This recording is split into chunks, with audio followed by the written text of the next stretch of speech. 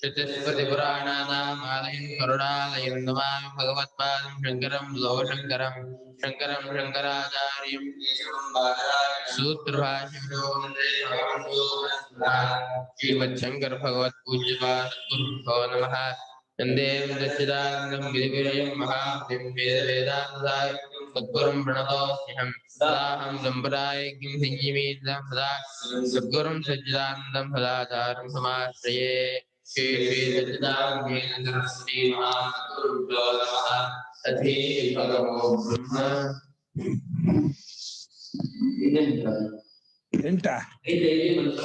तस्मादाहुः सोष्यति असोष्टेति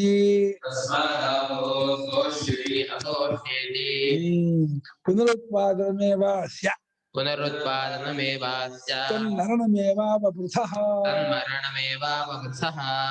तस्मादाहुः सोष्यति असोष्टेति पुनरुत्पादनमेवास्य तन्मरणमेवावपृथः तस्मात् इति असोष्ट इति पुनः उत्पादनं पुनरुत्पादनम् एव अस्य तत् मरणम् एव अववृथः पुनः उत्पादन ಹೊಂದುತ್ತೆ ಪುನರುತ್ಪಾದನ ಅನ್ನೋದು ಯೂಡಿಎಂ ಸಹಿತ ಹೊಂದಿದ್ದಾರೆ ಮತ್ತೊಟ್ಟೋದು ಅಂತ ಪುನಃ ಉತ್ಪಾದನೆ ಪರಿಚಯರು ಆದ್ರಿಂದ ಹೇಳ್ತಾರಂತೆ ಸೋಷ್ಯತಿ ಹರಿಯುತ್ತಾಳೆ ಅಸೋಷ್ಟ ಹಡದಳು ಆದ್ರೆ ಸೋಷ್ಯತಿ ಸೋಮನ್ ಹಿಂಡುತ್ತಾನೆ ಅಸೋಷ್ಟ ಸೋಮನ್ ಹಿಂಡಿದ ಶೂ ಅಭಿಷವೇ ಶೂ ಪ್ರಾಣಿಗಭಿಮೂಚ ಧಾತು ಇದೆ ಒಂದೇ ಇದಕ್ಕೆ ರೂಪ ಒಂದೇ ಶೂ ಅಭಿಷೇಕವು ಸೂತೆ ಸೂಯತೆ ಸೂತೆ ಶೂಯತೆ ಅಭಿಷೂಯತೆ ಸೋಮನ ಹಿಂಡುತ್ತಾರೆ ಅಂತ ಇನ್ನೊಂದು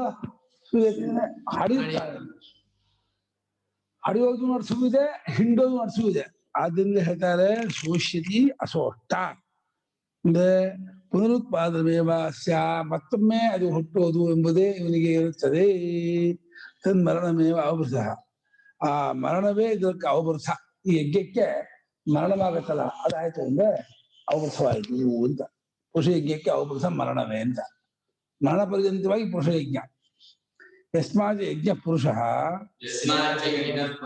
ತಸ್ಮಾತ್ ಜನಯಿಷ್ಯತಿ ಮಾತಾ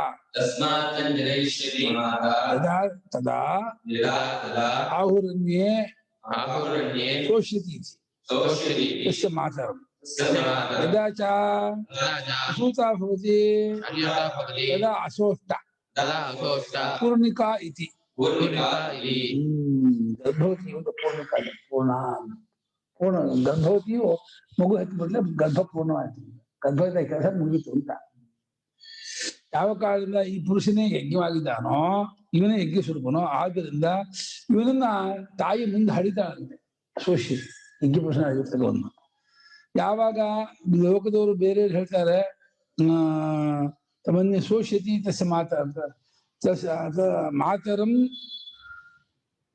ಹೇಳ್ತಾರೆ ಮಾತರಂ ಪ್ರತಿ ಹೇಳ್ತಾರೆ ತಾಯಿಯನ್ನು ಕುರಿತು ಜನ ಹೇಳ್ತಾರಂತೆ ಯಾವಾಗ ಇವನು ಹಡಿಯುತ್ತಾಳೋ ಅಂತ ಹೇಳಿ ಈ ತಾಯಿ ಯಾವಾಗ ಈ ಮಗುವನ್ನು ಹಡಿಯುತ್ತಾಳೋ ಎಂಬುದಾಗಿ ಹೇಳ್ತಾರಂತೆ ಯಾವಾಗ ಹಡ್ದವಳಾಗುತ್ತಾಳೋ ಆಗ ಪೂರ್ಣಿಕಾ ಅಸುಷ್ಟ ಗರ್ಭವತಿಯು ಹಡದಳು ಎಂಬುದಾಗಿ ಈ ರೀತಿ ಮಾತಾಡ್ಕೋತಾರೆ ನಾನು ಲೋಕದ ಮಾತಿನ ಅನುವಾದ ಅದು ಸೋಷ್ಯತಿ ಅಸೋಷ್ಟ ಅದು ವಿಧಿಯಜ್ಞ ಇವ ಸೋಷ್ಯತಿ ಸೋಮಂ ದೇವದತ್ತ ಇದೆ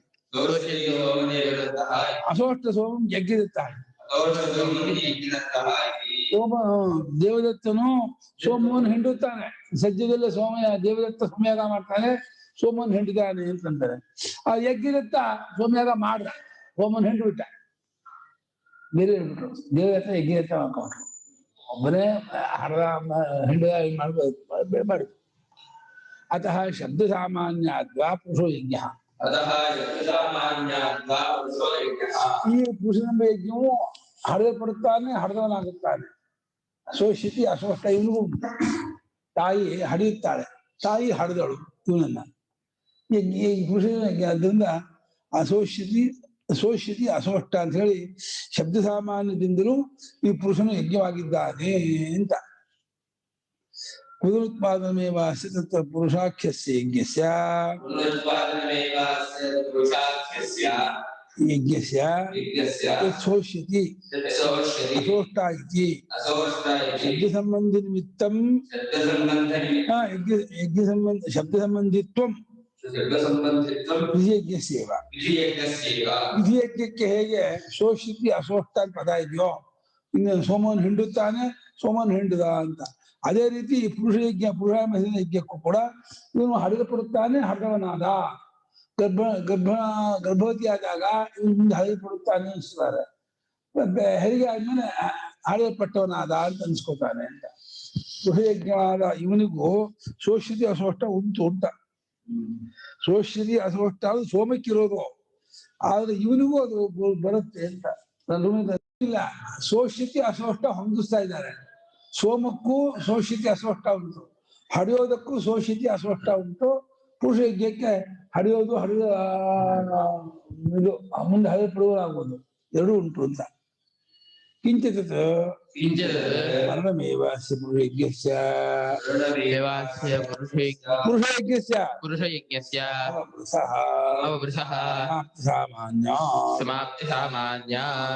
ಏನಪ್ಪ ಅಂದ್ರೆ ಅದು ಮರಣವೇ, ಅವನ ಮರಣ ಇದೆಯಲ್ಲ ಈ ಪುರುಷ ಯಜ್ಞಕ್ಕೆ, ಅವನ ಮರಣ ಯಾವತ್ತಾಗುತ್ತೋ ಅದೇ ಅವಭೃಷ. ಮರಣಂ ತದವಭೃಷ ಏತದ್ಬೀಜರಾಮಜಲೋತ್ರ ಜಲಯ ಮುರಿಯತೆ ಜಲ ಮುರಿಯ ಅಗ್ನಿಹೋತ್ರ. ಅಗ್ನಿಹೋತ್ರ ಮುಪ್ಪಾಗಿ ಸತ್ತೋಗುತ್ತೆ. 12 ಬದುಕ 90 ವರ್ಷ ಕಾಲ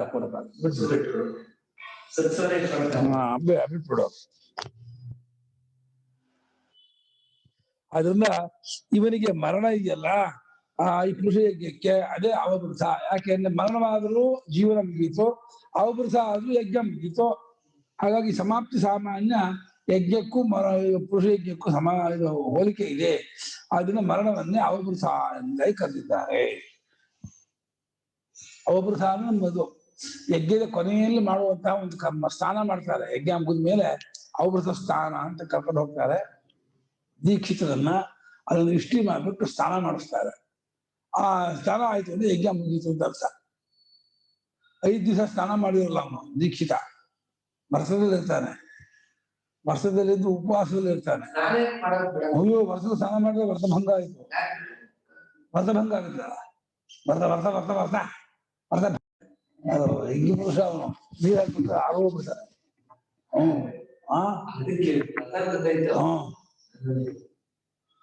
ತದ್ಧ ಏತದು ಯಜ್ಞದರ್ಶನಂ. ಯಜ್ಞದರ್ಶನಂ ಹೋದ್ರು ಭಾಷೆದಾಗ ಮುಂದೆ ಹೋಗ್ಬೇಕಾ? ತದ್ಧೈತ ಘೋರ ಆಂಗೀರಸಃ ಕೃಷ್ಣಾಯ ದೇವಕೀ ಪುತ್ರಾಯ ಉಕ್ತ್ವಾ ಉವಾಚ ಉತ್ಪಾಸ ಏವ ಸತು ಬಭೂವ ಸೋಂತವೇಲಾಯಾಮೇತತ್ಸ್ವಯಂ ಪ್ರತಿಪದ್ಯೇತ ಅಚ್ಯುತಮಸಿ ಪ್ರಾಣಸಂಶಿತಮಸಿ तत्ते द्वे ऋतौ भवतः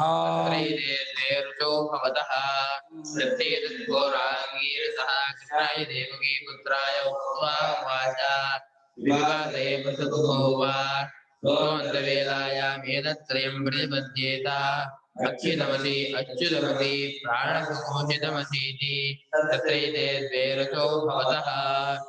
ಆ ಈ ಉಪಾಸನೆಯನ್ನ, ಯಾವ ಉಪಾಸನೆಯನ್ನ? ಪುರುಷ ಯಜ್ಞ ಅನ್ನೋ ಉಪಾಸನೆಯನ್ನ ಘೋರ ಆಂಗಿರಸ ಅಂತ ಒಬ್ಬ ಋಷಿ, ಅವನು ದೇವಕಿ ಮಗನಾದ ಕೃಷ್ಣನ ಆಂಗಿರಸಂಗೆ ಘೋರ ಆಂಗಿರಸ ಅಂತ ಒಂದು ವಿಶೇಷ ಅಬ್ಜೆಕ್ಟಿವ್.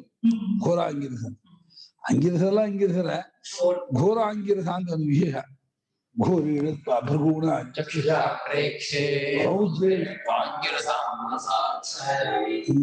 ಅಂಗಿರಸರ ಮನಸ್ಸಿನ, ಅಂಗಿರಸ ಋಷಿಗಳ ಮನಸ್ಸಿಂದ ಧ್ಯಾನ ಮಾಡ್ತಾ ಇದ್ದೀನಿ, ಭೃಗುಗಳ ಕಣ್ಣಿನ ನೋಡ್ತಾ ಇದ್ದೀನಿ ಅಂತ ಹೇಳಿ ಶತ್ರುವನ್ನು ನೋಡುವ ಹೇಳುವಂತದ್ದು.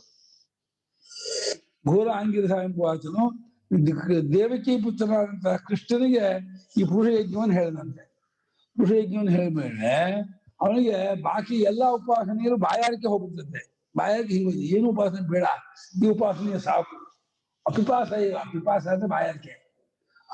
ಬಾಯಾರಿಕೆ ಇಲ್ಲದವನಾಗ್ಬಿಟ್ಟ. ಈ ಉಪಾಸನೆಗೆ ಉತ್ತಮವಾದ್ದು, ಈ ಉಪಾಸನೆ ಸಾಕು ಎಂಬುದಾಗಿ ಆಗ್ಬಿಟ್ಟ. ಆದ್ರಿಂದ ಯಾರು ಈ ಉಪಾಸನೆ ಮಾಡ್ತಾರೋ ಅವರೆಲ್ಲರೂ ಆ ಕೊನೆ ಕಾಲದಲ್ಲಿ ಅಂದ್ರೆ ಮರಣ ಕಾಲದಲ್ಲಿ ಈ 3 ಮಂತ್ರವನ್ನು ಜಪ ಮಾಡ್ಬೇಕಂತೆ. ಏನು? ಅಚ್ಯುತಮಸಿ, ಅಚ್ಯುತಮಸಿ, ಪ್ರಾಣ ಸಂಚಿತಮಸಿ. ಅಚ್ಯುತಮಸಿ ಅಂದ್ರೆ ನೀನು ನಾಶವಾಗದವನಾಗಿದ್ದೀಯಾ. ಅಚ್ಯುತಮಸಿ ಅಂದ್ರೆ ಜಾರದವನಾಗಿದ್ದೀಯಾ. ಪ್ರಾಣ ಸಂಚಿತಮಸಿ ಅಂದ್ರೆ ಪ್ರಾಣಮತದಿಂದ ತೀಕ್ಷ್ಣವಾಗಿದ್ಯಾ, ಶಾರ್ಪ್ ಆಗಿದೆಯಾ ಅಂತ ಅರ್ಥ. ಪ್ರಾಣಮತದಿಂದ ಶಾರ್ಪ್ ಆಗಿದೆ, ಚೂಪ್ ಆಗಿದೆಯಾ, ಸ್ವರೂಪದಿಂದ ಜಾರದವನಾಗಿದೆಯಾ, ಮತ್ತೆ ಕೊರತೆ ಇಲ್ಲದವನಾಗಿದ್ದೀಯಾ ಎಂಬುದಾಗಿ ಈ 3 ಮಂತ್ರವನ್ನ ಹೇಳಬೇಕಂತೆ. ಈ ವಿಷಯಕ್ಕೆ ಮುಂದಿನ ಮಂತ್ರವು ಅದೇ ಹೇಳುತ್ತೆ. ಚೂಭವತಃ 2 ಋಕ್ಕುಗಳು ಕೂಡ ಇದೇ ವಿಷಯಕ್ಕೆ 2 ಋಕ್ಕು ಇದೆಯಂತೆ. 1 ಋಕ್ಕಿನ ಪ್ರತೀಕ ಇಟ್ಬಿಟ್ಟಿದೆ ಶ್ರುತಿ, ಆಯ್ಪತ್ತು ಸರೇತಸ ಅಂತ. ಅದು ಪ್ರತೀಕ, ಅದು ಮಂತ್ರ ಪ್ರತೀಕ. ಮಂತ್ರ ಯಾವುದೋ ಆಯ್ಪತ್ತ ಸರೇತ ಜ್ಯೋತಿ ಪಶ್ಯಂತಿವಾದಂ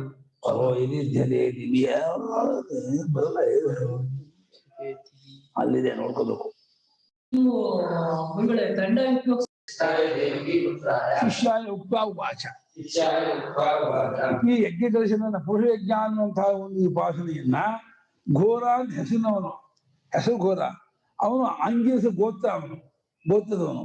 ಅವನು ದೇವಕಿ ಪುತ್ರ ಆದ ಕೃಷ್ಣನಿಗೆ ಈ ಉಪಾಸನೆಯನ್ನು ಹೇಳಿದಂತೆ. ಹೇಳ್ಬಿಟ್ಟು ತದೇತತ್ರಯಂ ಇತ್ಯಾದಿ ವ್ಯವಹಿತ ಸಂಬಂಧ. ಯಾವ್ದನ್ನು ಹೇಳ್ದ ಅಂದ್ರೆ ಈ 3 ಅರ್ಥ. ಅದು ದೂರದಲ್ಲಿದೆ. ವ್ಯವಹಿತೇನೇನು ದೂರಸ್ಥೇನ, ದೂರದಲ್ಲಿರ್ತಕ್ಕಂತಹ ತದೇತತ್ರಯಂ ಅನ್ನೋದ್ರೊಡನೆ ಉವಾಚಾರವನ್ನು ಅನ್ವಯ ಮಾಡ್ಕೊಳ್ಳಿ ಅಂತ ಇದ್ದಾರೆ ಭಾಷ್ಯಕಾರ. ಲಿಂಕ್ ಅನ್ನು ತೋರಿಸ್ತಾರೆ. ಹೇಗೆ ಅನ್ವಯ ಅಂದ್ರೆ ಗೊತ್ತಾ? ಅನ್ವಯ ಅಂದ್ರೆ ಯಾವ್ಯಾವ್ದಕ್ಕೆ ಯಾವ್ದು ಅಪದ ಆಗುತ್ತೋ ಅದು ಹೊಂದೋದು. ಶ್ಲೋಕದಲ್ಲಿ ಯಾವ್ಯಾವ ಪದ ಎಲ್ಲೆಲ್ಲೋ ಇರುತ್ತೆ, ಅದನ್ನು ವಾಗರ್ಥ ಪ್ರತಿಬದ್ಧೆಯೇ ಜಗದಪ್ಪಿತರು ಒಂದೇ ಪಾರ್ವತಿ ಪರಮೇಶ್ವರ ಒಂದಿದೆ.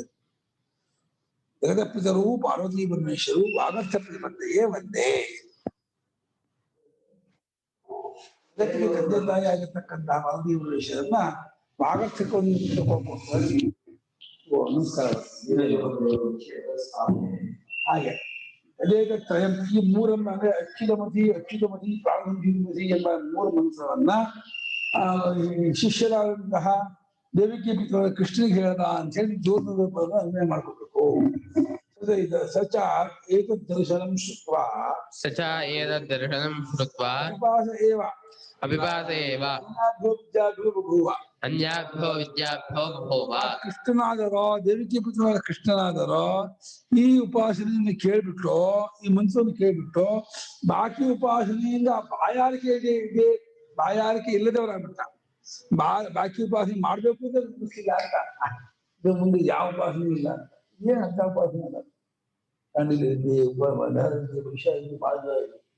ಇನ್ನು ಹೋಗ್ತಾ ಇದ್ದಾರೆ ಇದನ್ನ. ಬಾಕಿ ಉಪಾಸನೆಗಳೆಲ್ಲದಿಂದಲೂ ಅವನು ಬಾಯಾರಿಕೆ ಇಲ್ಲದವನಾಗ್ಬಿಟ್ಟ. ಅವನು ಸಾಕಪ್ಪ ತೃಪ್ತನಾದೆ, ಉಪಾಸನೆ ಪರಿಪೂರ್ಣ ಆಯ್ತು, ಸುಭಚ್ಚರಾಯ್ತು ಅಂತ ಕೇಳ್ಬಿಟ್ಟು ಬಾಕಿ ಉಪಾಸನೆಯಿಂದ ಅವನು ವಿರಕ್ತವಾಗ್ಬಿಟ್ಟ, ಬಾಯಾರಿಕೆ ಇಲ್ಲದವನಾಗ್ಬಿಟ್ಟ. ಇತ್ಥಂಚ ವಿಶಿಷ್ಟ ಎಂ ವಿದ್ಯಾ ಕೃಷ್ಣಸ್ಯ ದೇವಕೀ ಪುತ್ರಸ್ಯ ವಿದ್ಯಾಂ ಪ್ರತಿ ತ್ರಿಡ್ವಿಚ್ಛೇದಕರಿ ಪುರುಷಯಜ್ಞ ವಿದ್ಯಾಂ ಸ್ತೌತಿ. ಈ ರೀತಿ ವಿಶಿಷ್ಟ ಅಂದ್ರೆ ಒಂದು ಎಕ್ಸ್ಟ್ರಾರ್ಡಿನರಿ ಕೂಡಿದ್ದು ಯಾವುದೋ ಎಂ ವಿದ್ಯಾ, ಈ ಉಪಾಸನೆಯು ಯಾವುದೋ ಈ ಪುರುಷ ಯಜ್ಞ ಅನ್ನೋದು. ಏನದು? ಯಾವುದನ್ನ ಕೃಷ್ಣನಾದ ದೇವಿಕಿ ಪುತ್ರನಾದ ಕೃಷ್ಣನಿಗೆ ಬಾಕಿ ವಿದ್ಯೆಯಲ್ಲಿ ಬಾಯಾರಿಕೆಯನ್ನು ಕತ್ತರಿಸಾಕ್ಬಿಡ್ತಲ್ಲ ಅಂತ ಹೇಳ್ತಾ ಪುರುಷ ಯಜ್ಞ ವಿದ್ಯೆಯನ್ನು ಹೊಳ್ತಾ ಇದೆ. ಪುರುಷ ಯಜ್ಞ ವಿದ್ಯೆ ಇದೆಯಲ್ಲ, ಕೃಷ್ಣನಿಗೆ ಬಾಕಿ ವಿದ್ಯೆಯಲ್ಲಿ ಬಾಯಾರಿಕೆಯನ್ನು ಕಿತ್ತಾಕ್ಬಿಟ್ರು. ಅದನ್ನು ಕಲ್ತ್ಕೋಬೇಕು, ತಿಳ್ಕೊಬೇಕು, ಅದನ್ನು ಓದ್ಕೋಬೇಕು ಅಂತ ಆಸೆಯೇ ತೆಗೆದುಹಾಕ್ಬಿಡ್ತಾನೆ. ಸಾಕು, ಈ ಒಂದು ವಿದ್ಯೆ ಸಾಕು, ಯಾವ ವಿದ್ಯೆಯೂ ಬೇಡ, ಗೀತವೂ ಬೇಡ, ಮದುವೆ ವಿದ್ಯೆಯೂ ಬೇಡ, ಯಾವ ವಿದ್ಯೆಯೂ ಬೇಡ ಅಂತ ಅಂದ್ಬಿಡ್ತಂತೆ. ಭಕ್ತಿಗೆ ಸಾವ ಬೇಡ, ಭಕ್ತಿಗೆ ಸಾವ ಬೇಡ, ಮುಂದಿನ ಬೇಡ, ಷಡ್ಲಿಜಿ ಆಗಬೇಕು, ಷಡ್ಲಿಜಿ ಬೇಡ, ಸ್ವರ್ಗ ಆಯ್ತಾ, ಅದಾದ್ರೂ ಮುಂದೆ ಎಲ್ಲಾ ವಿದ್ಯೆಲು ಅನ್ಯಾಂ ವಿದ್ಯಾಂ ಪ್ರತಿ ಅಂದ್ರೆ ಬಾಕಿ ವಿದ್ಯೆನೇ ಇಲ್ಲಿ ಉಪಾಸನೆ ಅರ್ಥ ಇಲ್ಲಿ. ವಿದ್ಯಾ ಅಂದ್ರೆ ಜ್ಞಾನ ಅಲ್ಲ. ವಿದ್ಯಾ ಶಬ್ದಕ್ಕೆ ಕಲಿಕೆ ಅಂತ ಅರ್ಥ. ಕಲಿಕೆಯಲ್ಲಿ ಉಪಾಸನೆಯನ್ನು ಕಲಿತಾರೆ, ಕರ್ಮವನ್ನು ಕಲಿತಾರೆ, ಜ್ಞಾನವನ್ನು ಕಲಿತಾರೆ, ಜ್ಞಾನವನ್ನು ವಿದ್ಯೆ ಕಲಿತಾರೆ. ಜ್ಞಾನ ಅಂದ್ರೆ ಏನು ಅಂತ ಗೊತ್ತಿಲ್ಲ. ಜ್ಞಾನ ಅಂದ್ರೆ ಉತ್ಪತ್ತಿ ವಿನಾಶ ಆಗುವ ಜ್ಞಾನವನ್ನು ಜ್ಞಾನ ಅನ್ಕೊಂಡಿದ್ದಾರೆ. ಉತ್ಪತ್ತಿ ವಿನಾಶವಿಲ್ಲದ ಜ್ಞಾನ ಒಂದಿದೆ. ಯಾಕೆಂದ್ರೆ ಯಾವ ಜ್ಞಾನ ಉತ್ಪತ್ತಿ ವಿನಾಶವನ್ನ ವೆರಿಫೈ ಮಾಡ್ತಾ ಇದೆಯೋ ಅದಕ್ಕೆ ಉತ್ಪತ್ತಿ ವಿನಾಶ ಇಲ್ಲ. ಜ್ಞಾನ ಉಂಟಾಯ್ತು, ಜ್ಞಾನ ಹೋಯ್ತು ಅಂತ ಯಾವ್ದು ಗೊತ್ತಾಗುತ್ತೋ, ಜ್ಞಾನ ಹೋಗಿದ್ದನ್ನು ಗೊತ್ತು ಮಾಡ್ಕೊಳ್ಳುವ ಜ್ಞಾನ ಹೋಗಿದ್ರೆ ಗೊತ್ತಾಗುತ್ತಾ? ಅರ್ಥ ಆಗೋದಿಲ್ಲ. ಜ್ಞಾನ ಹೋಯ್ತು ಅಂತ ಗೊತ್ತಾಗುತ್ತಲ್ಲ, ಜ್ಞಾನ ಹೋಯ್ತು ಅಂತ ಯಾವ್ದು ಗೊತ್ತಾಗುತ್ತೋ ಅದು ಜ್ಞಾನವೇ ತಾನೆ. ಅದು ಇಲ್ಲ ಅಂತ ಆದ್ರೆ ಜ್ಞಾನ ಹೋಯ್ತು ಅಂತ ಹೆಂಗ್ ಗೊತ್ತಾಗುತ್ತೆ ಅಲ್ವಾ? ಅದ್ರಿಂದ ಜ್ಞಾನ ಹೋಗಿದ್ದನ್ನು ಬೆಳಗುವ ಮುಚ್ಚಿ ಹೋಗಿದ್ದಾರೆ. ಅನ್ಕಾನ್ಶಿಯಸ್ನೆಸ್ ಅಂತ. ಅನ್ಕಾನ್ಶಿಯಸ್ನೆಸ್ ಆಗಿದ್ದೆ ಅಂತ ಗೊತ್ತಾಗುತ್ತೆ ಅವನಿಗೆ. ಯಾವ್ದು ಗೊತ್ತಾಯ್ತು? ಸುಷುಪ್ತಿ. ಆಮೇಲೆ ಆಮೇಲೆ ಕಾಲ, ಅದು ಕಾಲ ಇಲ್ಲಲ್ಲ, ಗುರ್ತ್ಮಾಕೊಳ್ಳೋ ಅನುಭವಕ್ಕೆ ಕಾಲ ಇಲ್ಲ. ಸುಷುಪ್ತಿ ಏನು ಅರಿವಾಗಲಿಲ್ಲ ಅಂತ ಒಂದು ಅರಿವಾಗುತ್ತೆ ಅಲ್ವಾ? ಸುಷುಪ್ತಿಯಲ್ಲಿದ್ದಾಗ ನಮ್ಗೆ ಏನು ಅರಿವಾಗಲಿಲ್ಲ ಅಂತ ಅದನ್ನ ಅರಿವು ಮಾಡ್ಕೊಂಡ್ರೆ ಅರಿವಾಗ್ಲಿಲ್ಲ ಅಂತ ಹೇಳಕ್ಕಾಗೋದು. ಅರಿವಾಗ್ಲಿಲ್ಲ ಅಂತ ಹೇಳೋದು, ಅರಿವಾಗ್ಲಿಲ್ಲ ಅಂತ ಹೇಳ್ಬೇಕಾದ್ರೆ ಅರಿವಾಗ್ಬೇಕಾ? ಅರಿವಾಗ್ಲಿಲ್ಲ ಅಂತ ಹೇಳಕ್ ಅರಿವಾಗ್ತೀನಿ ಹಂಗಿಲ್ಲ ಇಲ್ಲ ಆ ಅರಿವು ನಿತ್ಯವಾದ ಅರಿವು. ಅದನ್ನು ಜ್ಞಾನ ಅಂತಾರೆ. ವೃತ್ತಿ ಜ್ಞಾನವನ್ನು ಜ್ಞಾನ ಅಂತಾರೆ, ವಿದ್ಯೆ ಅಂತಾರೆ. ಈ ಕರ್ಮ ವಿದ್ಯೆ, ಉಪಾಸನಾ ವಿದ್ಯೆ, ಲೌಕಿಕ ವಿದ್ಯೆ, ಇಂಜಿನಿಯರ್ ಅಮ್ಮ ಹೋದಲ್ಲ ಇಂಜಿನಿಯರ್ ಅದೆಲ್ಲ ಹೊಟ್ಟೆ ವಿದ್ಯೆ. ಹೊಟ್ಟೆ ತುಂಬ ಇದು ಜೀವನ ಸಾರ್ಥಕ ಮಾಡುವ ವಿದ್ಯೆ ಅಲ್ಲ. ಅದು ಹೊಟ್ಟೆ ಹರಿಯುವ ವಿದ್ಯೆ ಅಂದ್ರೆ ಹೊಟ್ಟೆ ತುಂಬಿಸುವ ವಿದ್ಯೆ ಅಷ್ಟೇ ಹೊರತು ಜೀವನ ಸಾರ್ಥಕ ಮಾಡಲ್ಲ. ಘೋರಾಂಗೀರ್ಸಹ ಕೃಷ್ಣಾಯ ಉಕ್ತ್ವಾ ಇಮಾಂ ವಿದ್ಯಾಂ ಘೋರಾಂಗೀರ್ಸಹ ಕೃಷ್ಣಾಯ ಉಕ್ತ್ವಾ ಇಮಾಂ ವಿದ್ಯಾಂ ಉವಾಚ ಇತಿ ಕಿಂ ಉವಾಚ ಇತಿ ತದಾಹ. ಘೋರ ಆಂಗೀರ್ಸನು ಕೃಷ್ಣನಿಗೆ ಈ ವಿದ್ಯೆಯನ್ನು ಹೇಳ್ಕೊಟ್ಟು ಏನ್ ಹೇಳ್ದ ಮುಂದಕ್ಕೆ ಅಂತ ಕೇಳಿದ್ರೆ ಅದಕ್ಕೆ ಶ್ರುತಿ ಹೇಳುತ್ತೆ, ಸಹ ಏವಂ ಯಥೋಕ್ತ ಯಜ್ಞವಿತ್ ತದಾಹ ಸಹ ಏವಂ ಯಥೋಕ್ತ ಯಜ್ಞವಿತ್ ಅಂತವೇಲಾಯಾಂ ಮರಣಕಾಲೇ ಅಂತವೇಲಾಯಾಂ ಮರಣಕಾಲೇ ಮಂತ್ರತ್ರಯಂ ಪ್ರತಿಪದ್ಯೇತ ಏತದ್ ಮಂತ್ರತ್ರಯಂ ಪ್ರತಿಪದ್ಯೇತ ಜಪೇದಿತ್ಯರ್ಥಃ. ಜಪೇದಿತ್ಯರ್ಥಃ. ಅವನು ಒಂದು ಮೇಲೆ ಹೇಳಿದಂತಹ ಪುರುಷಯಜ್ಞವನ್ನು ಬಲ್ಲವನಾದ ಉಪಾಸಕನು ಮರಣಕಾಲದಲ್ಲಿ ಕೊನೆ ಕಾಲದಲ್ಲಿ ದಿನ ಇಲ್ವಂತೆ ಆ ಟೈಮಲ್ಲಿ ಈ 3 ಮಂತ್ರವನ್ನ ತಿಳ್ಕೊಂಡಿರ್ಬೇಕು, ಜಪ ಮಾಡ್ಬೇಕು, ಮತ್ತೆ ಆವೃತ್ತಿ ಮಾಡ್ಬೇಕಂತೆ. ಇಂಥದ್ದು ಯಾವ್ದು ಆ 3 ಮಂತ್ರ ಅಂದ್ರೆ ಅಕ್ಷಿತಂ ಅಕ್ಷಿತಂ ಅಕ್ಷೀಣಂ ಅಕ್ಷತಂ ವಾ ಇದು ಏಕಂ ಯಜೋ.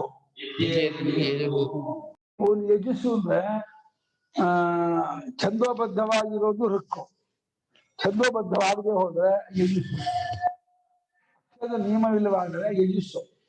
ಇಂತಿಷ್ಟು ಅಕ್ಷರ ಇರಬೇಕು ಅಂತ ನಿಯಮ ಇದ್ರೆ ಅದು ಋಕ್ಕು. ಐತಿ ಛಂದಸ್ಸಿಗೆ 24 ಅಕ್ಷರ, ಅನುಷ್ಠುಪ್ ಛಂದಸ್ಸಿಗೆ 28 ಅಕ್ಷರ, ಕುಷ್ಟುಪಿಗೆ 28, ಅನುಷ್ಠುಪಿಗೆ 32, ಬೃಹತ್ಗೆ 36, 40, ಸೃಷ್ಟಿಗೆ 24, ಹೀಗೆ ಈ ಛಂದಸ್ಸಿಗೆ ಇಂತಿಷ್ಟು ಅಕ್ಷರ ನಿಯಮ ಇದೆಯಲ್ಲ ಅದು ಋಕ್ಕು. ಇಲ್ಲಿ ನಿಯಮವಿಲ್ಲ, ಅಕ್ಷರ ನಿಯಮ ಇಲ್ಲದೆ ಇದ್ದಾಗ ಇದು ಯಜಸ್ಸಾಗತ್ತೆ. ಆಯ್ತಾ? ಅದಕ್ಕೆ ಇದೊಂದು ಯಜಸ್ಸು ಅಂತ ಇದ್ರು ಭಾಷೆಗಾರರು. ಯಾವುದು? ಅಕ್ಷಿತಮಸಿ. ಅಕ್ಷಿತ ಹಾ ಸ್ಟಾಂಜ ಇರ್ತಲ್ಲ ಶ್ಲೋಕ, ಅದು ಋಕ್ಕೋದಲ್ಲ, ಅದು ಋಕ್ಕ. ದಂಡಾಯಮಾನವಾಗಿರುತ್ತಲ್ಲ, ಗದ್ಯ ರೂಪ ದಂಡಾಯಮಾನವಾಗಿರುತ್ತಲ್ಲ ಅದು ಅಷ್ಟೇ. ಅಕ್ಷೀಣಂ ಅಕ್ಷತಂ ಅಕ್ಷೀಣ ಸಾವಿಯದೇ ಇರೋದು, ಗಾಯವಾಗದೇ ಇರೋದು, ಕೊರತೆ ಇಲ್ಲದೆ ಇರೋದು ಅಂಥವಾಗಿದೆಯಾ ನೀನು ಅಂತ ಒಂದು ಯಜಸ್ಸು. ಸಾಮರ್ಥ್ಯಾತ್ ಆದಿತ್ಯಸ್ಥಂ ಪ್ರಾಣಂಚ ಏಕೀಕೃತ್ಯ. ಸಾಮರ್ಥ್ಯಾತ್ ಆದಿತ್ಯಸ್ಥಂ ಪ್ರಾಣಂಚ ಏಕೀಕೃತ್ಯ. ಯಾರಂತ ಹೇಳ್ತಿರೋದು ಈ ಅಂಥವನು ಅಂತ ಅಂದ್ರೆ ಆದಿತ್ಯನೊಳಗೂ ನಮ್ಮೊಳಗೂ ಪ್ರಾಣವನ್ನು ಒಂದು ಮಾಡ್ಕೊಂಡು ಅವನು ಹೇಳ್ತಿರೋದು. ಐಕ್ಯಾಂತರ್ಗತ ಪುರುಷ ಹಿರಣ್ಯಗರ್ಭ ಸಮಷ್ಟಿ ಪ್ರಾಣ, ಅಧ್ಯಾತ್ಮವಾಗಿ ವ್ಯಷ್ಟಿ ಪ್ರಾಣ ಅಲ್ಪ ಪ್ರಾಣ, ಊದುಗಡ್ಡಿ ಇದ್ದಾಗೆ ಸಣ್ಣ ಪ್ರಾಣ, ಅದು ಸಮಷ್ಟಿ ಪ್ರಾಣ. ಎರಡನ್ನು ಒಂದು ಮಾಡಿಕೊಂಡು ನೀನು ಅಕ್ಷಿತಮಸಿ, ಅಕ್ಷೀನಾಗಿದೆಯಾ, ಅಕ್ಷತವಾಗಿದೆಯಾ, ಗಾಯವಿಲ್ಲದವನು, ನಾಶವಿಲ್ಲದವನಾಗಿದ್ದೀಯಾ ಅಂತ. ತಥಾ ತಮೇವ ಆಹ, ತಥಾ ತಮೇವ ಆಹ. ಹಾಗೆ ಅದೇ ಆದಿತ್ಯಾಂತರ್ಗತ ಪುರುಷನನ್ನು ಪ್ರಾಣವನ್ನು ಉದ್ದೇಶಿಸಿಕೊಂಡು ಇನ್ನೊಂದು ಮಂತ್ರ ಹೇಳುತ್ತೆ, ಅಚ್ಯುತಂ ಅಚ್ಯುತಂ ಸ್ವರೂಪಾದ್ ಅಪ್ರಚ್ಯುತಮಸಿ, ಸ್ವರೂಪಾತ್ ಅಪ್ರಚ್ಯುತಂ ಅಸಿ ದ್ವಿತೀಯಂ ವಿಜುಃ. ಇತಿ ದ್ವಿತೀಯಂ ವಿಜುಃ. ಎರಡನೇ ಯಜುರ್ ಮಂತ್ರ. ನೀನು ಅಚ್ಯುತನಾಗಿದ್ದೀಯಾ, ಅಚ್ಯುತನಾಗಿದ್ದೀಯಾ ಅಂದ್ರೆ ಸ್ವರೂಪದಿಂದ ನೀನು ಜಾರದವನು, ಸ್ವರೂಪ ಬಿಟ್ಟು ಬರೋದಿಲ್ಲ, ಸ್ವರೂಪದಿಂದ ಚೇಂಜ್ ಆಗೋದಿಲ್ಲ, ಮಾರ್ಪಾಡಾಗೋದಿಲ್ಲ. ಜಾರದವನು ಪರಮಾತ್ಮ ಅಚ್ಯುತಂ ಕೇಶವಂ ರಾಮನಾರಾಯಣಂ ಕೃಷ್ಣದಾಮೋದರಂ ವಾಸುದೇವಂ ಹರಿಂ ಶ್ರೀಧರಂ ಮಾಧವಂ ಗೋಪಿಕಾವಲ್ಲಭಂ ಜಾನಕೀ ನಾಯಕಂ ರಾಮಚಂದ್ರಂ ಭಜೆ. ಅಚ್ಯುತಂ ಕೇಶವಂ ಕೇಳಿದ ನೀವು? ಒಳ್ಳೆಯ ಭಜನೆ, ಇಂಥ ಭಜನೆ ಕೇಳಿದ ನೀವು? ಪ್ರಚ್ಯುತನಾಗಿದೆಯಾ, ಇದು ಎರಡನೇ ಯಜಸ್ಸಂತೆ. ದ್ವಿತೀಯಂ ಯಜುಃ, ಎರಡನೇ ಯಜಸ್ಸಾಗಿದೆ. ಪ್ರಾಣ ಸಂಶಿತಂ, ಪ್ರಾಣ ಸಂಶಿತಂ ಪ್ರಾಣಶ್ಚ ಸಂಶಿತಂ, ಪ್ರಾಣಶ್ಚ ಸಹ ಸಂಶಿತಂ ಪ್ರಾಣಶ್ಚ ಸಹ ಸಂಶಿತಂ, ಪ್ರಾಣಶ್ಚ ಸಹ ಸಂಶಿತಂ ಸಮ್ಯಕ್ ತನೂಕೃತಂ, ಸಮ್ಯಕ್ ತನೂಕೃತಂ ಸೂಕ್ಷ್ಮಂ ತತ್ವಮಸಿ ಸೂಕ್ಷ್ಮಂ ತತ್ವಮಸಿ ಇತಿ ತೃತೀಯಂ ಯಜುಃ. ಇತಿ ತೃತೀಯಂ ವಿಜುಃ. ಪ್ರಾಣವೂ ಆಗಿದೆಯಾ, ಬಹಳ ಶಾಸ ಪ್ರಾಣ ಅಂತ ಹಿಂಗದಂಗ ಬಿಡುತ್ತೆ. ಪ್ರಾಣ ಹೋಗುವ ಹೆಂಗಾಗತ್ತೆ ಗೊತ್ತಾ? ಎಷ್ಟು ಸಂಕಟ ಆಗತ್ತೆ, ಎಷ್ಟು ಕಷ್ಟ ಆಗುತ್ತೆ ಅಂದ್ರೆ, ಒಮ್ಮೆಗೆ 1000 ಚೇಳು ಕಚ್ಚಿದ್ರೆ, 1000 ಚೇಳು ಗೊತ್ತಾ? ವೃಶ್ಚಿಕ ಚೇಳು ಏನಂತಾರೆ, ಸ್ಕಾರ್ಪಿಯೋ, 1000 ಮಟ್ಟಿಗೆ ಕಚ್ಚಿದ್ರೆ ಹೆಂಗಾಗುತ್ತೆ ಉರಿ, ಹಂಗಾಗುತ್ತೆ ಪ್ರಾಣ ಹೋಗುವಾಗ. ಅಷ್ಟು ಸಂಕಟ ಆಗುತ್ತೆ. ಸೂಕ್ಷ್ಮ ಅದು ಇದಾಗಲ್ಲ, ಗೊತ್ತು ಮಾಡಕ್ಕಾಗಲ್ಲ. ಹಾಗಾಗಿ ಪ್ರಾಣವೂ ಆಗಿದೆಯಾ, ಚೆನ್ನಾಗಿ ಸೂಕ್ಷ್ಮವಾಗಿದೆಯಾ ಅಂತ ತತ್ವದವನು, ಇಂದ್ರಿಯ ಗೋಚರವಲ್ಲದವನು, ಅತೀಂದ್ರಿಯಾಗಿದೆಯಾ ನೀನು ಅಂತ ಹೇಳಿ ಆ ಪ್ರಾಣವನ್ನು, ಆಯುಕ್ತಾಂತಿಕ ಪುರುಷನನ್ನು ಅತ್ಯಂತ ಸೂಕ್ಷ್ಮನು ಪ್ರಾಣವೂ ಇದೆಯಾ, ಅಚ್ಯುತಮಸಿ ಅಚ್ಯುತಮಸಿ ಅಂತೇಳಿ 3 ಮಂತ್ರದಿಂದ ಸ್ತೋತ್ರ ಮಾಡಿದ್ರೆ ಅವನಿಗೆ ಬಹಳ ಸಂತೋಷ ಆಗ್ತದೆ. ಶ್ರುತಿ ಕಟ್ಕೊಂಡಿದೆ. ಈ ಹೆಸರು ಅವನಿಗೆ ಬಹಳ ಪ್ರಿಯವಾಗಿತ್ತು. ಈ ಹೆಸರಿನಿಂದ ಕೂಡಿದ್ರೆ ಅವನು ಬೇಗ ಒಲಿತಾನೆ, ಅವನು ನಮಗೆ ಅನುಗ್ರಹ ಮಾಡುತ್ತಾನೆ. ಅಚ್ಯುತಮಸಿ ಅಕ್ಷಿತಮಸಿ ಪ್ರಾಣ ಸಂಶಿತಮಸಿ ಅಂತ ಅಂಥವನಾಗಿದೆಯಾ ನೀನು. ಗಾಯವಿಲ್ಲದವನು, ಸವತವಿಲ್ಲದವನು, ಮತ್ತೆ ಸ್ವರೂಪದಿಂದ ಜಾರದವನು, ಪ್ರಾಣದಿಂದ ಸೂಕ್ಷ್ಮವಾಗಿದ್ದವನು, ಪ್ರಮುಖವಾಗಿದೆಯಾ ಅಂತ ಹೇಳಿ ಅವನೇ ಮಾಡ್ತಾ ಇದ್ಬಿಟ್ರೆ, ಅಪ್ಪ ಏನ್ ಭಾವನೆ ಮಾಡ್ತಿದ್ದಾನೆ ಪುಣ್ಯಾತ್ಮ ಅಂತ ಹೇಳ್ಬಿಟ್ಟು ಬಂದು 116 ವರ್ಷ ಆಯುಷ್ಯ ಕೊಟ್ಟು ಯಾಕೆ ಎಷ್ಟು 40 ಆಯ್ತಾ?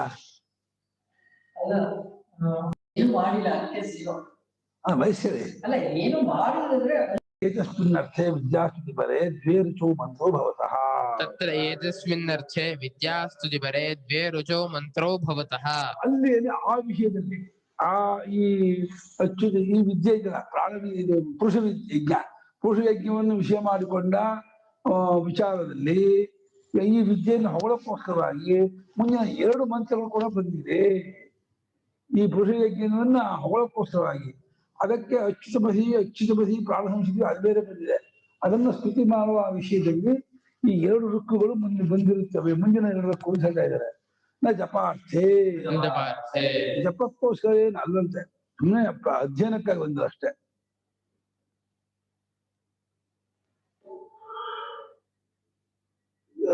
ಇದು ಸ್ತುತಿಗೆ ಹೊರತು ಜಪಕ್ಕಲ್ವಂತೆ.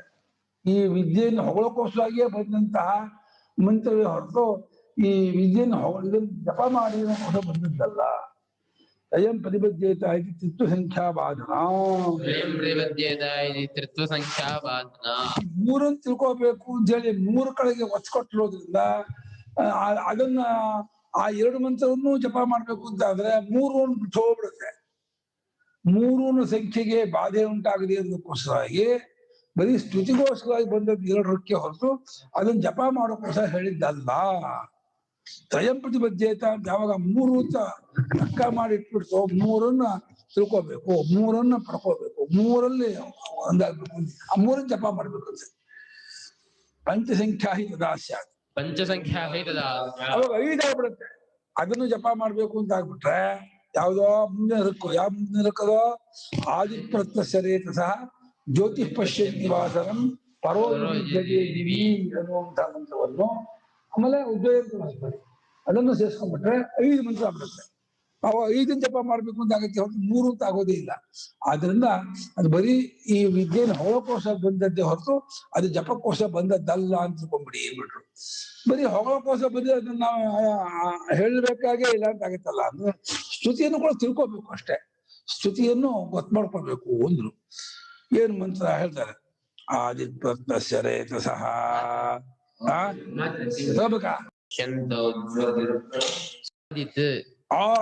ಆತ್ ಇತ್ ಪ್ರತ್ನಸ್ಯ ರೇತಸಃ ಜ್ಯೋತಿಃ ಪಶ್ಯಂತಿ ವಾಸರಂ ಪರಃ ಯದಿಧ್ಯತೆ ದಿವಿ ಯತ್ ಇಧ್ಯತೆ ದಿವಿ ಉದ್ವಯಂ ತಮಸಃ ಉತ್ ವಯಂ ತಮಸಃ ಪರಿ ಜ್ಯೋತಿಃ ಪಶ್ಯಂತಃ ಉತ್ತರಂ ಸ್ವಃ ಪಶ್ಯಂತಃ ಉತ್ತರಂ ದೇವಂ ದೇವತ್ರ ಸೂರ್ಯಂ ಅಗನ್ಮ ಜ್ಯೋತಿಃ ಉತ್ತಮಂ ಇತಿ ಜ್ಯೋತಿಃ ಉತ್ತಮಂ ಇತಿ.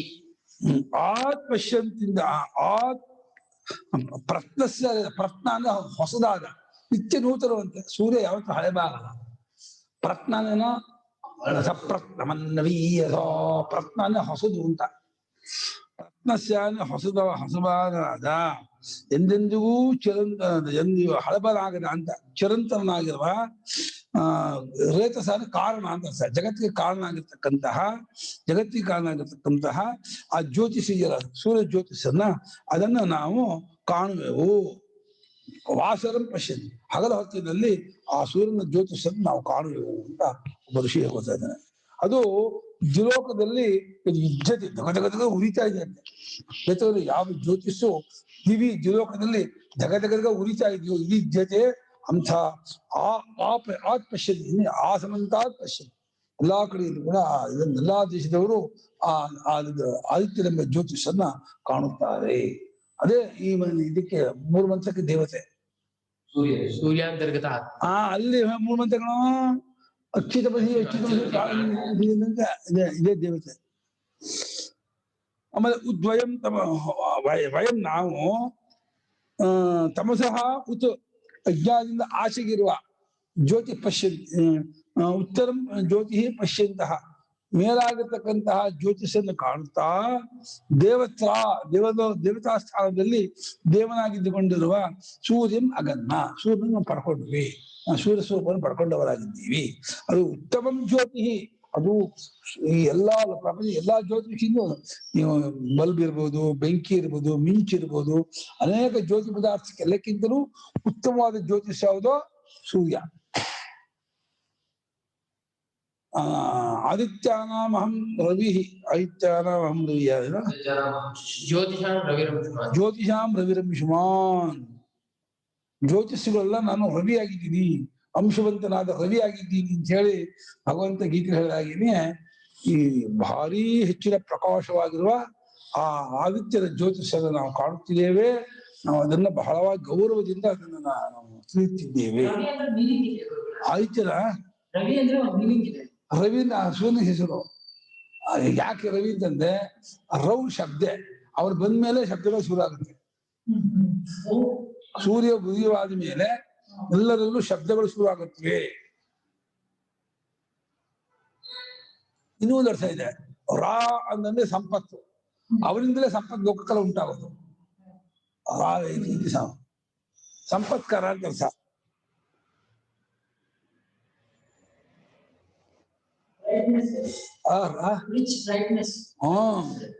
ಹೌದು.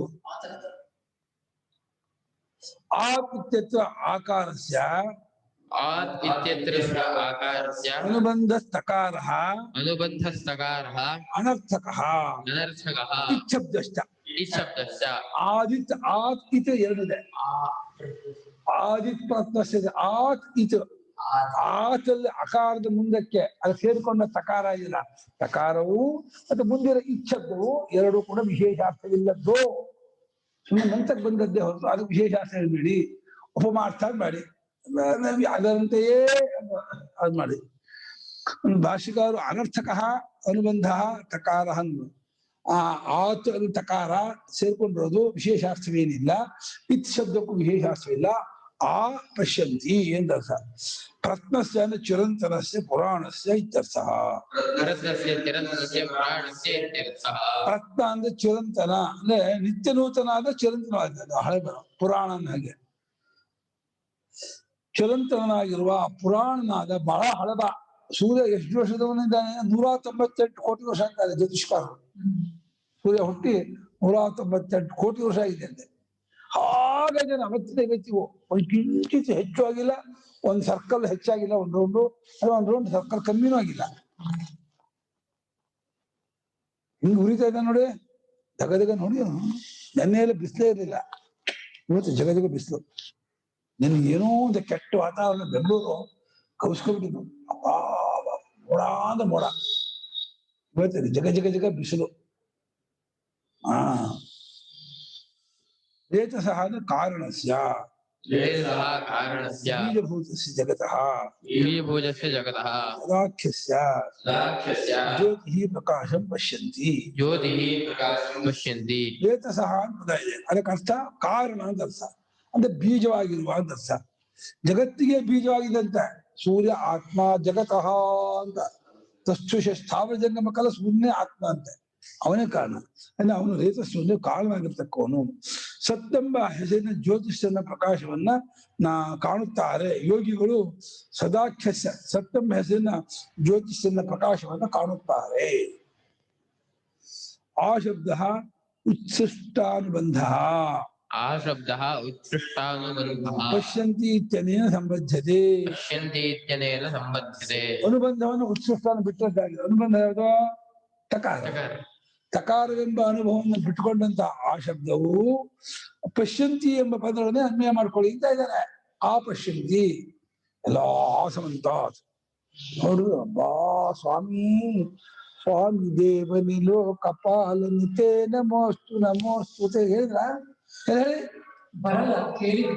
ಉತ್ಸೃಷ್ಟ ಅನುಬಂಧ ಯಾವ್ದೋ ತಕಾರ, ಅದನ್ನು ಬಿಟ್ಕೊಂಡಿದ್ದಾದಾಗ ಅದನ್ನ ಪಶ್ಯಂತಿ ಎಂಬ ಪದಗಳನ್ನೇ ಅನ್ವಯ ಮಾಡ್ಕೊಳ್ತಾರೆ, ಸೇರಿಸ್ಕೊಳ್ತಾರೆ. ಕಿಂತ ಜ್ಯೋತಿ ಯತ್ ಪಶ್ಯಂತಿ. ಯಾವುದು ಆ ಜ್ಯೋತಿಷು ಯಾವ್ದನ್ನು ಕಾಣ್ತಾರೆ ಎಂಬುದಾಗಿ ಹೇಳುತ್ತಿದ್ದಾರೋ ಆ ಜ್ಯೋತಿ ಎಂದು ಯಾವುದು ಎಂದರೆ ವಾಸರಂ. ಹಗಲಿನ ಬೆಳಕಿನಂತೆ ಇರತಕ್ಕದ್ದು. ಹಗಲಾದ್ಮೇಲೆ ಸೂರ್ಯನು, ಸೂರ್ಯ ಆದ್ಮೇಲೆ ಹಗಲ. ಸೂರ್ಯ ಅಂತ ಗೊತ್ತಾ? ಸೂರ್ಯನಿಗೆ ವಿಶೇಷ ಇಲ್ಲ, ಅವನು ಹಗಲು ಬೆಳ್ಕೊಟ್ಬಿಡ್ತಾನೆ. ಚಂದ್ರನ ವಿಶೇಷ ರಾತ್ರಿ ಬೆಳ್ಕೊಡ್ತಾನೆ ಅಂತಾರೆ. ಹೌದಾ? ಸೂರ್ಯ ವಿಶೇಷ ಇಲ್ಲಂತೆ, ಯಾಕಂದ್ರೆ ಅವ್ನು ಹಗಲು ಬೆಳ್ಕೊಡ್ತಾನೆ. ಹಗಲಂತ ಬೆಳ್ಕೊಡ್ಬೇಕು, ಹಗಲು ಬೆಳ್ಕೊಡ್ತಾನೆ. ಅದು ಚಂದ್ರ ವಿಶೇಷ, ಅವನು ರಾತ್ರಿ ಬೆಳ್ಕೊಡ್ತಾನೆ.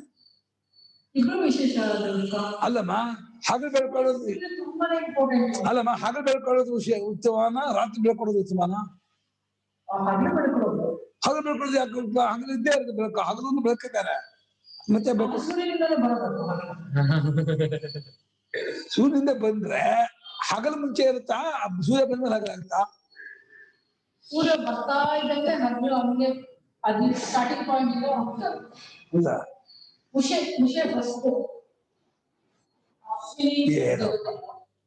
ಆಮೇಲೆ ಏನ್ ಹೇಳ್ತಾರೆ ಕೇಳಿ ಇವರು ಏನೇನು ಹೇಳ್ತಾರೆ? ಅದು ಹಗಲಿನ ಇರುತ್ತೆ. ಹೌದು. ಆ ಇರುಳು ಮೋಸ್ಟ್ಲಿ ರಾತ್ರಿ ಇರುತ್ತೆ. ಹೌದು. ಸ್ಪ್ರೆಡ್ ಮಾಡೋದು. ಹೌದು. ಹಗಲು ಮಾಡೋದು.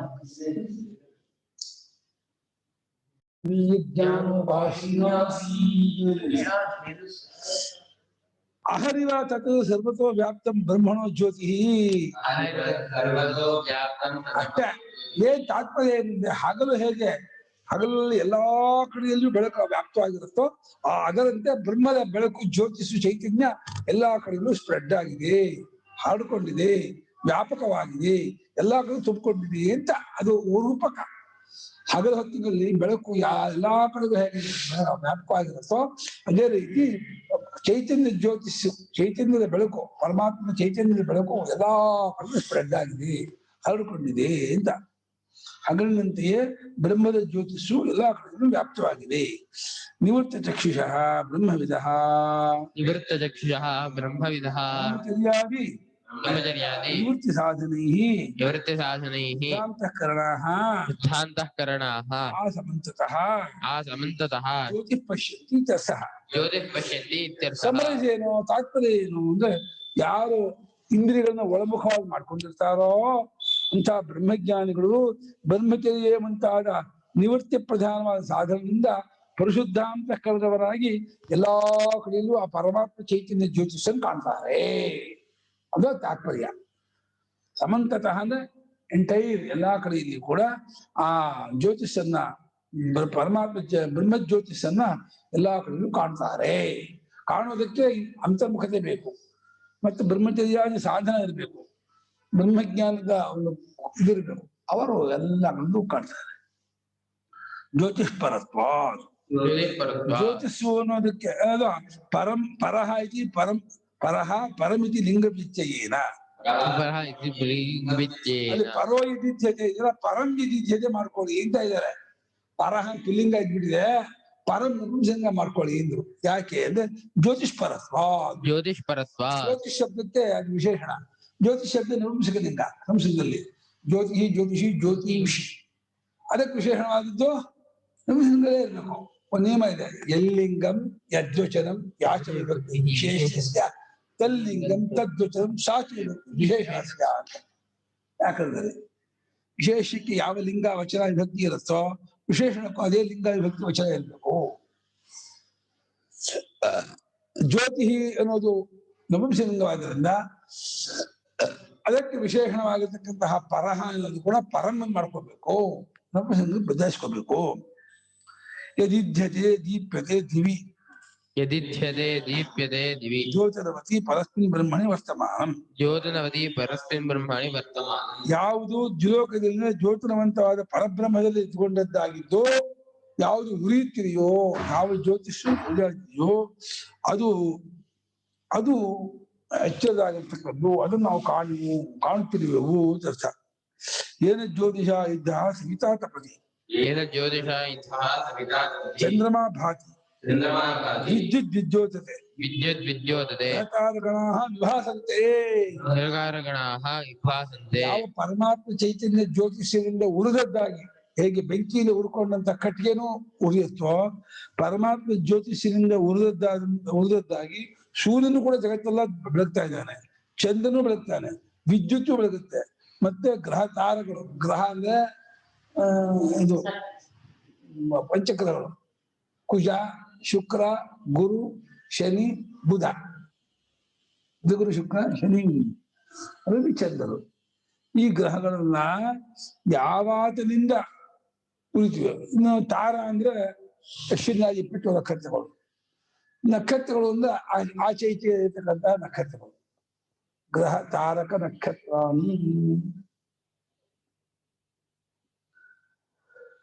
ಹೀಗೆ ಎಲ್ಲವೂ ಪರಮಾತ್ಮ ಚೈತನ್ಯವನ್ನು ತೆಗೆದುಕೊಂಡೆ ಅದು ಬಾರೋ ಮಾಡ್ಕೊಳ್ತಾ, ಬಾರೋ ತಗೊಳ್ಳೋದು ಮಾಡ್ಕೊಂಡು ಉಳಿತಾ ಇದೆ, ಅದು ಬೆಳಕೊಡ್ತಾ ಇದೆ. ಅವ್ರದ್ದಲ್ಲ, ಅವರು ಕಾಷ್ಟ ರೋಷ್ಟ ಸಮ, ಕಟ್ಟಿಗೆ ಮಣ್ಣು ಅದಕ್ಕೆ ಸಮಾನ, ಅದ್ರಲ್ಲಿ ಬೆಳಕಿಲ್ಲ.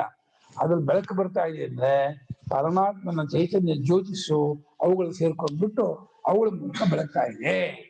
ಅಂತ ಚೈತನ್ಯ ಜ್ಯೋತಿಷನ್ನ ನಾವು ಧ್ಯಾನ ಮಾಡುತ್ತೇವೆ, ನಾವು ಅದನ್ನು ಕಾಣುತ್ತೇವೆ ಅಂತ ಮಂತ್ರದ ಅರ್ಥ. ಆದಿ ಪ್ರಕೃತಿಸರೇ ಸಹ ಅದಕ್ಕೆ ಪರಮಾತ್ಮ ಚೈತನ್ಯ ಜ್ಯೋತಿಷನ್ನ ನಾವು ಧ್ಯಾನ ಮಾಡುತ್ತೇವೆ ಅಂತ ಅರ್ಥ. ಆಯ್ತು, 9 ಗಂಟೆ ಆಮೇಲೆ ಮಾಡ.